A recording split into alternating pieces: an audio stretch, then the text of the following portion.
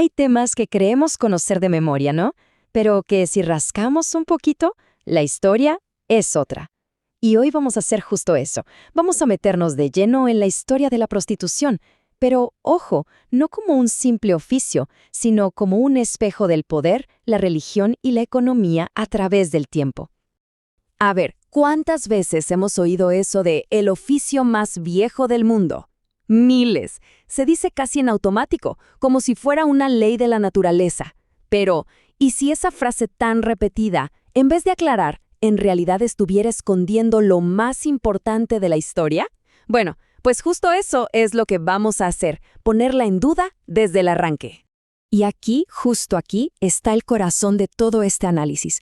Miren, el origen de esto no tiene que ver, o al menos no solo, con algo tan simple como el deseo. No, es más bien un enredo, un nudo súper complejo, donde se mezclan tres cosas: la fe, la pura necesidad de sobrevivir y, claro, el poder y sus ganas de controlarlo todo, especialmente los cuerpos. Ok, empecemos el viaje. Nuestro primer destino, la antigüedad. Y prepárense, porque lo que vamos a ver aquí rompe con muchos esquemas. Hoy pensamos en el sexo pagado como algo marginal, ¿cierto? Pues en sus inicios, agárrense, tenía un lado sagrado, casi divino. Fíjense qué locura este panorama. Por un lado, en Mesopotamia estamos hablando de que el sexo podía ser un rito sagrado, un ritual para la fertilidad en honor a una diosa, Ishtar.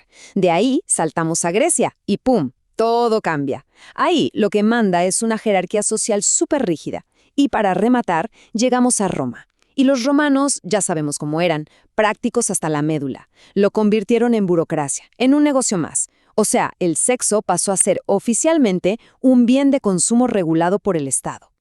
Y detengámonos un momento en Grecia, porque el contraste es brutal.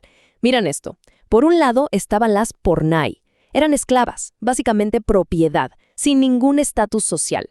Y por el otro, completamente opuesto, estaban las heteiras.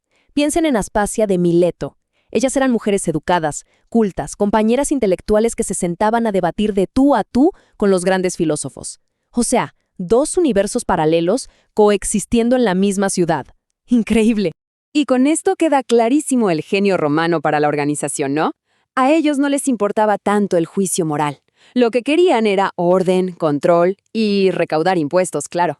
Así que, ¿qué hicieron? Crearon el primer registro oficial. Las mujeres tenían que inscribirse, llevar una toga especial para que todo el mundo las identificara, y así su cuerpo se convertía en una actividad comercial, reconocida y, sobre todo, una que le pagaba impuestos al Estado. Pura y dura administración. Bueno, dejamos atrás a los romanos y nos zambullimos en un periodo que parece una contradicción andante, la Edad Media. Con la cristiandad dominándolo todo, uno pensaría, listo, prohibición total y absoluta. Pero no, lo que vamos a encontrar es algo mucho más complicado. Una paradoja de lo más pragmática. Escuchen bien esta frase porque es fuertísima. Y no la dijo cualquiera, la dijo Santo Tomás de Aquino, uno de los pilares de la Iglesia. Él decía que la prostitución era como la cloaca de un palacio. O sea, sí, algo asqueroso que nadie quiere ver, pero absolutamente necesaria para que el palacio, la sociedad, no se contamine con cosas que se consideraban pecados mucho peores, como el adulterio. Es la idea del mal necesario en su máxima expresión. Y por un tiempo esta idea funcionó. Hubo ciudades europeas que gestionaban sus propios burdeles, sacaban impuestos, mantenían un cierto orden, era una tolerancia muy práctica. Pero esta paz no iba a durar. A finales del siglo XV llega un enemigo invisible y terrible, la sífilis, y con ella el pánico sanitario. Y como si eso fuera poco, ¡bam!, llega la Reforma Protestante con una nueva ola de puritanismo.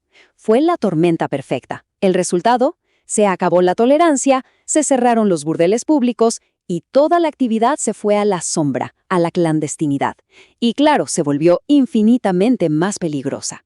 Saltamos ahora al siglo XIX. Y si hablamos de contradicciones, esta época se lleva el premio. Imaginen la escena. Por un lado, una moral victoriana súper estricta, de no poder ni nombrar las cosas. Y por el otro, una obsesión casi enfermiza por la higiene pública y el control del Estado. Y adivinen sobre quién recayó todo ese control. Exacto, casi exclusivamente sobre el cuerpo de las mujeres. Y aquí está la clave para entender la época. El Estado usó la salud pública como la excusa perfecta. Porque, a ver, estas leyes famosas sobre enfermedades contagiosas perseguían a los clientes, que obviamente también contagiaban, para nada. El foco, el objetivo era la mujer. Se la obligaba a pasar por exámenes médicos humillantes, se la podía detener arbitrariamente, se montó todo un sistema de control que le echaba toda la culpa a ella, y solo a ella. Y esta doble moral es de película. Mientras en los teatros la alta sociedad lloraba con la figura trágica y romántica de la cortesana en óperas como La Traviata, en las calles de esas mismas ciudades, en Londres o en París, la realidad era un infierno. Miles y miles de mujeres viviendo en la miseria más absoluta, muchas de ellas siendo las primeras víctimas de la trata de personas a nivel industrial. Una cosa es el arte y otra la cruda realidad. Y bueno, aterrizamos en nuestra época. El siglo XX y el XXI llegan y, de nuevo, el tablero de juegos se sacude por completo. ¿Por qué? Por dos fuerzas gigantescas. Por un lado, las diferentes olas del feminismo que cuestionan todo. Y por el otro, una revolución tecnológica que literalmente ha cambiado todas las reglas. A día de hoy, el mundo está dividido. No hay ni de lejos un acuerdo sobre qué hacer. A grandes rasgos, hay tres caminos. Tres modelos legales. Está el modelo abolicionista, como en Suecia, que dice, vamos a perseguir al cliente. Luego está el regulacionista, como en Alemania, que lo trata como un trabajo más y busca darle derechos y seguridad. Y finalmente, el prohibicionista, que dice todo es ilegal y criminaliza a todo el mundo, lo que casi siempre acaba perjudicando a los más débiles. Y claro, faltaba hablar de la tecnología, que lo ha transformado todo. Piensen en la evolución. Pasamos de la esquina de la calle al control de una agencia en un local físico.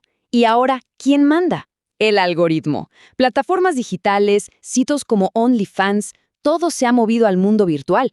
Y esto ha hecho que las líneas entre trabajo sexual, creación de contenido y la propia autonomía sobre el cuerpo sean muy borrosas.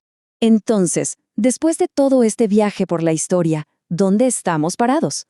Pues en medio de un debate súper intenso, casi una batalla de ideas. Por un lado, están las voces que exigen que se reconozca como un trabajo, con todos sus derechos.